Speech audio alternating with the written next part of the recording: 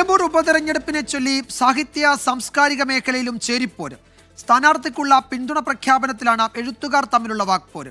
അതേസമയം LDF സ്ഥാനാർത്ഥി M സുരാജിനെ പിന്തുണച്ചതിന് പിന്നാലെ ചലച്ചിത്ര നാടക നടി നിലമ്പൂർ ആയിഷയ്ക്ക് നേരെ വ്യാപക സൈബർ ആക്രമണം നടക്കുകയാണ്.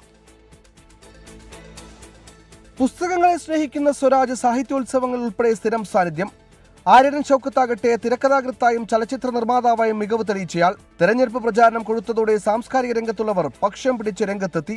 ആശാസമരത്തിൽ ഉൾപ്പെടെ സർക്കാരിനോട് വിമർശനം ഉന്നയിച്ചെങ്കിലും നിലമ്പൂരുകാരനായിരുന്നെങ്കിൽ വോട്ട് സ്വരാജിന് ചെയ്യുമായിരുന്നുവെന്ന് കവി സച്ചിദാനന്ദൻ.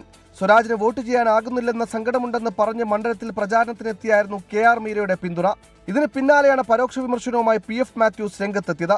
സാംസ്കാരിക നായകർ സർക്കാരിന് ദാസ്യപ്പണി ചെയ്യുകയാണെന്ന് ഫേസ്ബുക്ക് കുറിപ്പ്. നടന്മാരായ PP കുഞ്ഞികൃഷ്ണൻ സ്വരാജിന് വേണ്ടിയും ജോയ് മാത്യു ആര്യൻ ഷൗക്കത്തിന് വേണ്ടിയും കളത്തിലിറങ്ങി. അതിനിടെ നിലമ്പൂർ ആയിഷയ്ക്ക് നേരെ സൈബർ ആക്രമണം. ഞാൻ തള്ളച്ചിയാണ്. അത് അവരൊക്കെ വിളിച്ചോട്ടെ, അത് ഞാൻ കണ്ടിട്ടൊന്നുമില്ല. ചെറിയ ചെറിയ ആളുകൾ കൊണ്ട് പറയിപ്പിക്കുകയാണ്.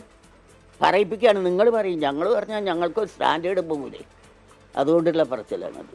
എഴുത്തുകാർ സ്വരാജിനൊപ്പം എന്ന വൈശാഖന്റെ പ്രസ്താവനയ്ക്ക് മറുപടിയുമായി കൽപ്പറ്റ നാരായണൻ രംഗത്തെത്തി. വിവാദങ്ങളിൽ പ്രതികരിച്ച് മുന്നണികളും. എല്ലാവരും അല്ല, എഴുത്തുകാരിൽ നന്നായി ചിന്തിക്കുന്ന നിരവധി പേര് ജനാധിപത്യ ശക്തികളുടെ ഭാഗത്താണ്, മതേതര ശക്തികളുടെ ഭാഗത്താണ്, UDFന്റെ കൂടെയാണ്, കോൺഗ്രസിന്റെ കൂടെയാണ്. എഴുത്തുകാരും കലാകാരന്മാരും എല്ലാം കലാസാഹിത്യ രംഗത്ത് പ്രവർത്തിക്കുന്നവരെല്ലാം രാഷ്ട്രീയ അഭിപ്രായമുള്ളവരും നിലപാടുള്ളവരുമാണ്.